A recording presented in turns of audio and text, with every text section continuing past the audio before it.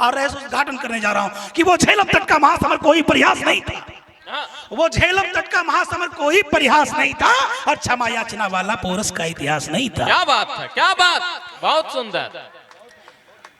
झेलम तट का महासमर कोई परिहास नहीं था, वो क्षमा याचना वाला पोरस का इतिहास नहीं था। अब भारत की गज सेना से वे ग्रीक लुटेरे बौने थे, एक बलि पोरस के आगे 101 सिकंदर पौने थे। वाह वाह, एक बलि पोरस के आगे 101 सिकंदर बौने थे, क्या बात है। 101 सिकंदर बोले थे। भारत की गज सेना से वो ग्रीक लुटेरे बौने थे, एक बलि पोरस के आगे 101 सिकंदर बौने थे। अब जो विश्व विजय करने निकले आधे में ही ठिठक गए, शत्रु दल के अश्वारोही सीमा पर ही ठिठक गए। काल स्वयं ही सन्मुख था, ये पूरा लश्कर भाप रहा था, गर्जन करती गज सेना से डर के थर-थर कांप रहा था। जिंदाबाद जिंदाबाद, एक जोरदार ताली होनी चाहिए। गर्जन करती गज सेना से डर के थर-थर कांप रहा था। पोरस का 100 पढ़ रहा हूं, मेरे लिए नहीं पोरस का समर्थन करना, कि गर्जन करती गज सेना से डर के थर-थर कांप रहा था। हस्ती दल के बच्चापों ने अश्वों का मर्दन शुरू किया। सुनना, दुनिया जानती है कि पोरस की शक्ति हस्ती की शक्ति थी। भारत की गज सेना ने अश्वों का मर्दन शुरू किया, सिंगालों के लाल लहू से शेरों ने तर्पण शुरू किया। जब तक दुश्मन जान बचाने ढाल आड़ में आता था, तब तक भारत का भाला चीर फाड़ कर जाता था। क्या बात है, जिंदाबाद जिंदाबाद, बहुत सुंदर। जब तक दुश्मन जान बचाने ढाल आड़ में आता था, तब तक भारत का भाला चीर फाड़ कर जाता था। अब पूर्व की सेना अरिदल को सस्ती मौतें बांट रही थी, जैसे कोई गृहिणी घर में गाजर मूली काट रही थी। पूर्व की सेना अरिदल को सस्ती मौतें बांट रही थी, जैसे कोई गृहिणी घर में गाजर मूली काट रही थी। युद्ध का परिणाम आपके समक्ष रखने जा रहा हूं, मेरा समर्थन करिएगा, हिंदुस्तान का समर्थन करिएगा। कि काल चक्र ने करवट ली, सबने कर्कश नाद सुने। काल चक्र ने करवट ली, सबने कर्कश नाद सुने।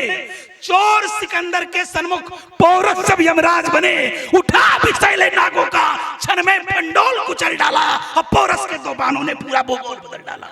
वाह, बहुत सुंदर, बहुत सुंदर। पोरस के दो बाणों ने पूरा भूगोल बदल डाला। उठा विषैले नागों का, क्षण में भंडोल कुचल डाला। पोरस के दो बाणों ने पूरा भूगोल बदल डाला। प्रथम वान ने यमन राज का क्षण में घोड़ा मार दिया, और दूजे ने स्वयं सिकंदर का रण में सीना फाड़ दिया। बहुत सुंदर, जिंदाबाद। दूजे ने स्वयं सिकंदर का रण में सीना फाड़ दिया। युद्ध का अंजाम क्या हुआ था? जो लोग कहते हैं कि पोरस को जीवन दान मिला था, तो मैं रख रहा हूं कि दूजे ने स्वयं सिकंदर का रण में सीना फाड़ दिया, और रण में पड़े निहत्थों पर न सिंहों ने संधान किया। ये भारत का छात्र धर्म है, भारत का क्षत्रिय धर्म है कि हम निहत्थों पर वार नहीं करते। अगर महाभारत में कई जगह ऐसे दृष्टांत मिलते हैं जहां पर जो निहत्थे वीर होते हैं, उनके समक्ष किसी को शस्त्र उठाने की आजादी नहीं थी। ये जो दुनिया की सबसे बड़ी कविता है, भगवत गीता से बड़ी कोई कविता नहीं है, और उसको स्वयं यहाँ दुनिया के पहले कवि भगवान श्री कृष्ण ने कहा है, इसलिए उसके समर्थन में मैं पंक्तियां पढ़ रहा हूं कि दूजे ने स्वयं सिकंदर का रण में सीना फाड़ दिया, रण में पड़े निहत्थे पर न सिंहों ने संधान किया, सेना सहित सिकंदर को पोरस ने जीवन दान दिया। रण में पड़े निहत्थों पर न सिंहों ने संधान किया, सेना सहित सिकंदर को पोरस ने जीवन दान दिया। अरिदल में भीषण रोर हुआ, पानी सबका उतर गया, विश्व विजय बनने का सपना झेलम ने ही बिखर गया। क्या बात है, जिंदाबाद जिंदाबाद, बहुत सुंदर। अरिदल में भीषण रोर हुआ। मैं अंतिम पंक्ति पढ़ रहा हूं, और चरण वंदन की पंक्ति है। अपनी मिट्टी के लिए अगर थोड़ा सा भी तेजी है तो एक बार मेरे लिए तालियां उठाना, और पोरस के लिए तालियां उठाना। कि रण में पड़े निहत्थों पर न सिंहों ने संधान किया, सेना सहित सिकंदर को पोरस ने जीवन दान दिया।